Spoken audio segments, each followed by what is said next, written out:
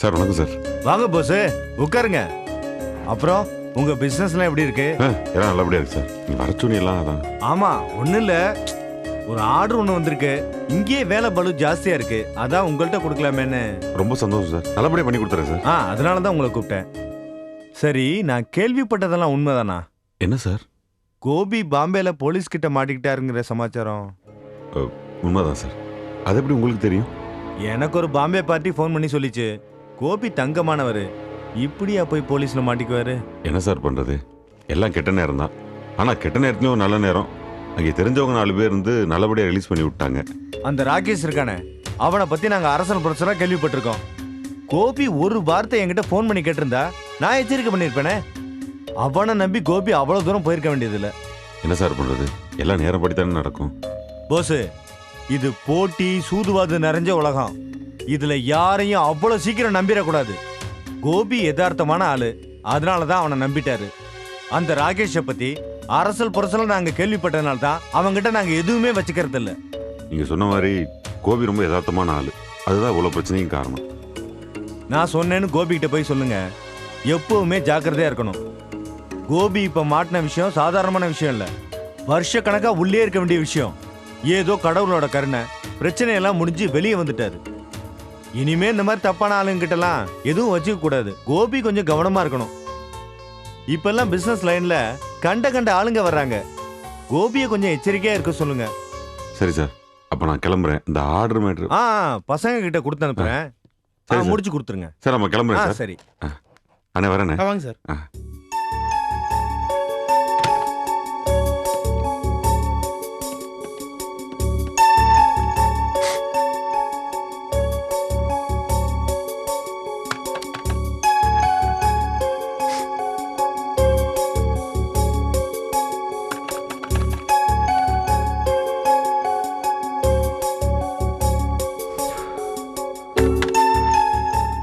என்ன சார்?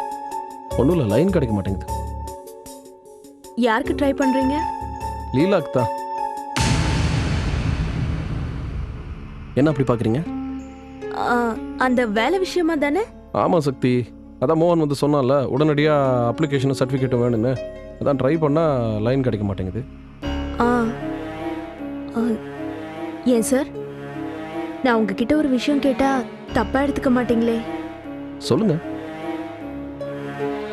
அந்த லீலா மேல உங்களுக்கு ரொம்ப அக்கறை போல இருக்கு.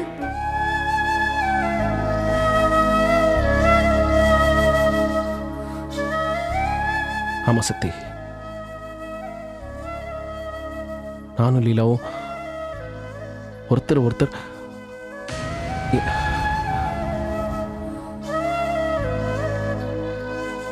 அண்ணியோட தங்கச்சியாச்சே, எங்களுக்குள்ள ஈஸியா கல்யாணம் முடிஞ்சிடும் நினைச்சேன். முடியாம போச்சு.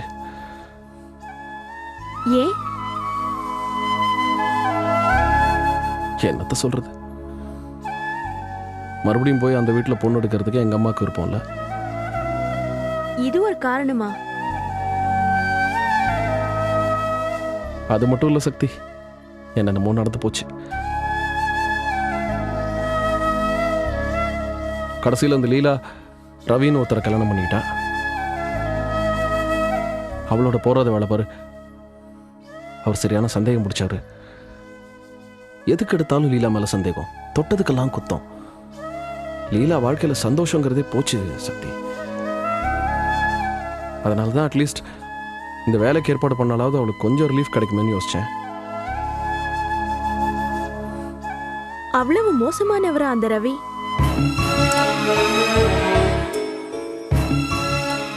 என்னையும் லீலாவையும் பத்தி கூட அவர் மனசுல எப்பவுமே சந்தேகம் இருந்துகிட்டே இருக்கு. அவரால் தினந்தனம் லீலாவுக்கு வேதனை தான். ஏன் சார், இப்படி ஒரு சூழ்நிலையில நீங்க லீலாவுக்கு ஹெல்ப் பண்றது ஒரு பிரச்சனை ஆயிடாதா? அவங்க வேதனைய அதிகப்படுத்திராதா?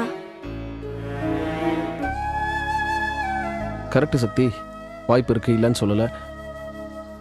என்ன பண்ண முடியும்? இப்ப நான் எதுவுமே பண்ணாம இருந்தா மட்டும் அப்பவும் லீலா வேதனை தானே அனுபவிக்க போறா.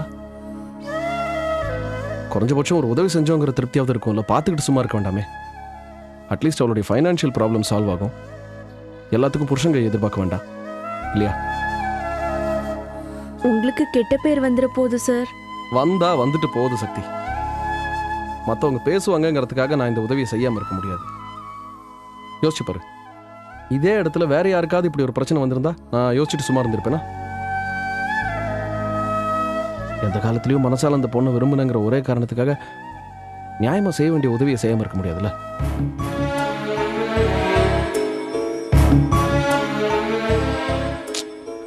சரி, டைம் ஆச்சு. லீலா கிட்ட அந்த அப்ளிகேஷன் வாங்கணும். அவங்க வீட்டு ஃபோன் வேற கிடைக்கல. நான் அவங்க வீட்டுக்கு போயிட்டு வந்துடுறேன். அவங்க வீட்டுக்கா? ஆமா, ஏன்? இப்பதானே லீலாவோட ஹஸ்பண்ட் ரவி சந்தேகக்காரர். கரெக்ட் சக்தி, என்ன பண்ண முடியும்? எனக்கும் சங்கடமா தான் இருக்கு. சரி, ரவி வீட்டில் இருக்காரு இல்லைன்னு தெரிஞ்சுக்கிறதுக்கு கடைக்கு ஒரு ஃபோன் பண்றேன். அசிங்கமா தான் இருக்கு.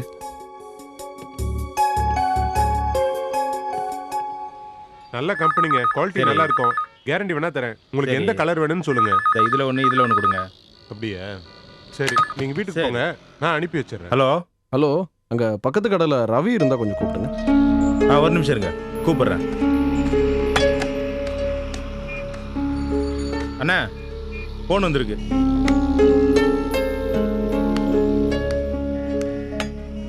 ஹலோ, நான் ரவி பேசுறேன்.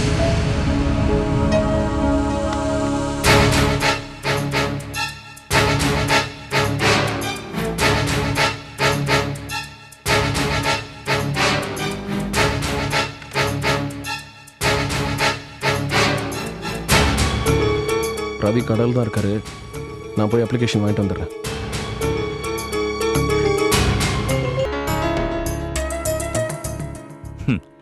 நீ ராங் நம்பர்னு சொன்னதில் ஆரம்பிச்சு பழையபடி பேச ஆரம்பிச்சிட்டாமா. பின்ன என்ன மாமா பண்றது? யார் ஃபோன் பண்ணாலும் அவர் எரிச்சல் ஆயிடுவாரு.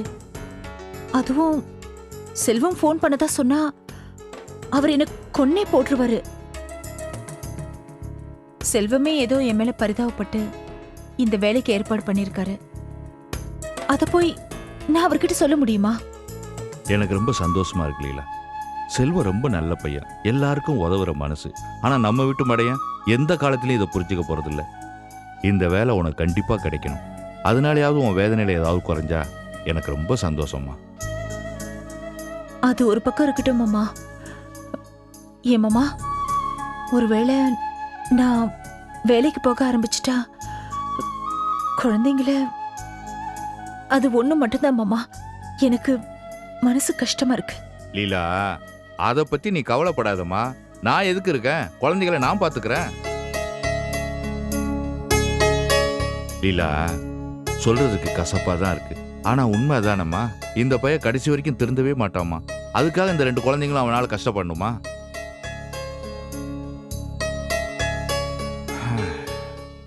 நீ செல்வம் சொன்ன மாதிரி அப்ளிகேஷன் எழுதி கொடுமா, நானே கொண்டு போய் கொடுத்துட்டு வரேன். ஏன் மாமா, நான் வேலைக்கு போறதா முடிவு பண்ணிட்டா இவர் அதை அப்படியேவா ஏத்துக்க போறாரு?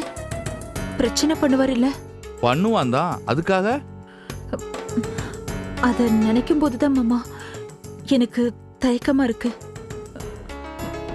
கொஞ்சம் யோசிச்சு. இந்த பாரு லீலா, நீ எந்த மாதிரி நடந்துக்கிட்டாலும் இந்த பையன் பிரச்சனை தான் பண்ணுவான். அதுக்காக இந்த நல்ல சந்தர்ப்பத்தை மிஸ் பண்ண கூடாதுமா. நீ அப்ளிகேஷன் எழுதி கொடு. அப்ளிகேஷன் சர்டிபிகேட்ஸ் எல்லாம் நான் அப்பவே ரெடி பண்ணி வச்சிட்டேன் மாமா. அப்புறம் என்னம்மா, கொடு, நான் கொண்டு போய் கொடுத்துட்டு வந்துடுறேன். இதை பாரு, எந்த காரணத்தை முன்னிட்டோம் நீ இதில் பின் வாங்க கூடாது, சரியா? சரிங்க மாமா, நீங்க செல்வத்துக்கிட்ட போய் எல்லாத்தையும் கொடுத்துட்டு வந்துருங்க. நீங்க அங்க வரேங்கிற விவரத்தை முதல்ல அவருக்கு ஃபோன் பண்ணி சொல்லிடுங்க. சரிம்மா.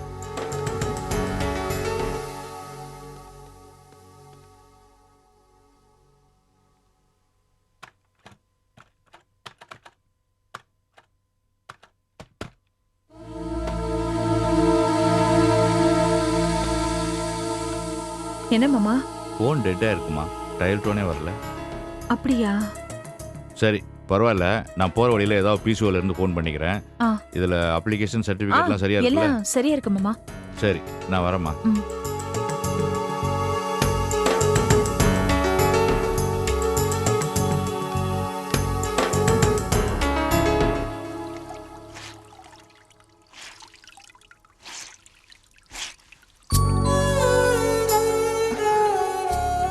எனக்கு என்ன செய்யறதுனே புரியல பாட்டி.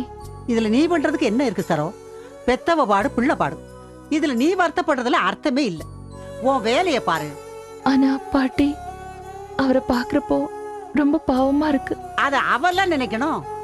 இத்தனை நாளும் அவ காலை சுத்தி சுத்தி வந்தால, அத கொஞ்சமாவது நினைச்சு பார்த்தாளா? என்ன பொம்பளை அவ? பொம்பளையா அவ?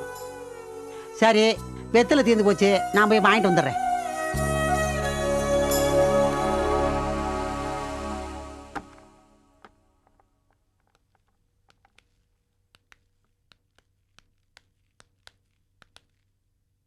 யாருங்க வீட்ல?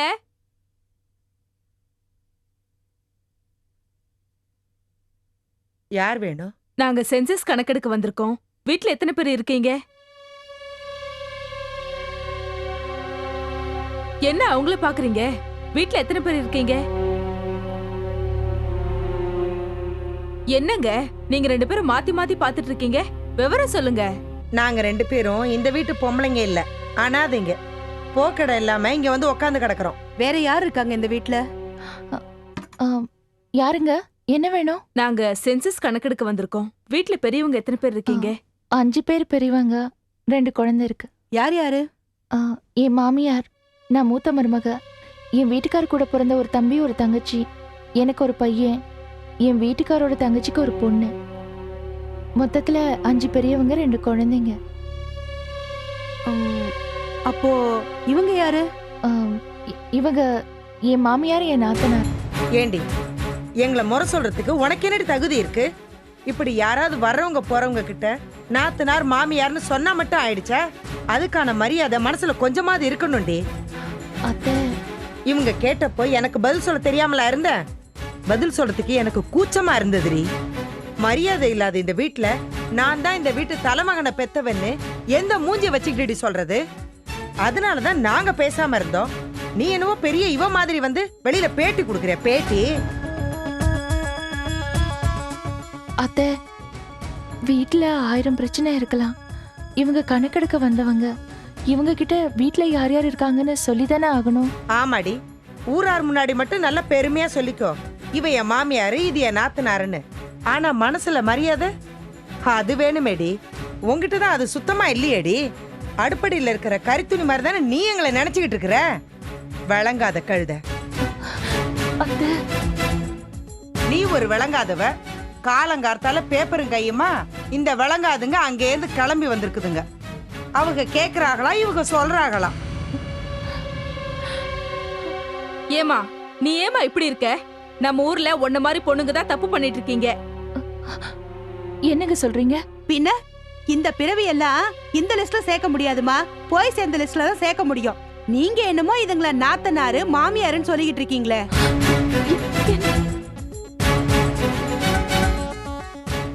நாங்களும் தெரு தெருவா கணக்கு எடுத்துக்கிட்டு தான் இருக்கோம். ஆனா இந்த மாதிரி பொம்பளைய நாங்க பாக்கல. ஏய், என்ன வந்த இடத்துல வம்பா பண்றீங்க? மரியாதையா போயிடுங்க, இல்ல தொடப்பக்கட்ட பிஞ்சிரும். சரிதான், போமா. பொம்பளையா இவ என்ன பேச்சு பேசுற? வந்துட்டாளுங்க பெருசா என்னமோ கணக்கு எடுக்கிற கழுதை எடுக்கிறேன்னு. இவளுங்கெல்லாம் ஒரு ஆளுங்கன்னு இவளுங்களுக்கெல்லாம் வேலை போட்டு கொடுத்துருக்காங்க. அவங்கள சொல்லணும். உருப்படாத சிரிக்கீங்க. சரி சரி விடுமா, புலம்பாத. பின்ன என்னடி, நாமளே வயிற்றுச்சல இருந்துட்டு இருக்கிறோம். நம்மள வெறுப்பேத்துறதுக்குன்னு ஒரு பேக்கை தூக்கிட்டு அங்கேருந்து இங்க வந்துட்டாளுங்க. சரி சரி உள்ள வா.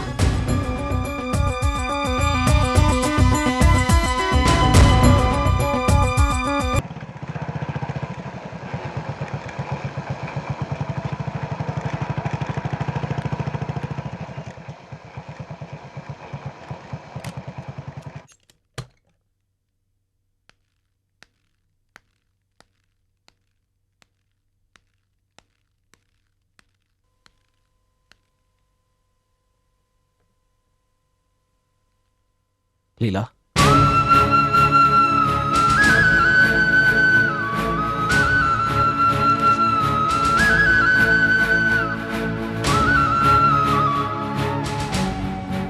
வாங்க வாங்க.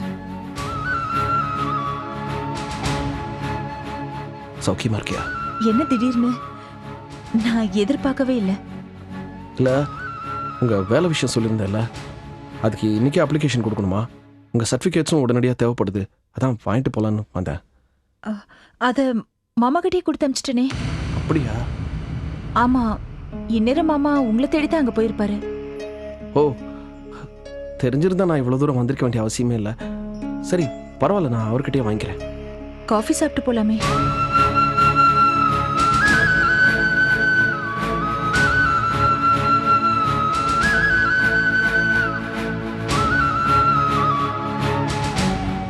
இல்லை, தண்ணி மட்டும் கொடுங்க போதும்.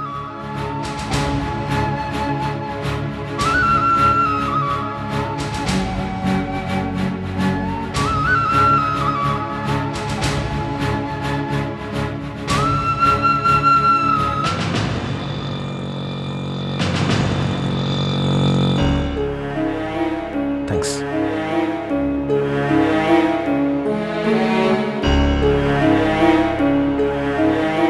போதும், நான் வரேன்.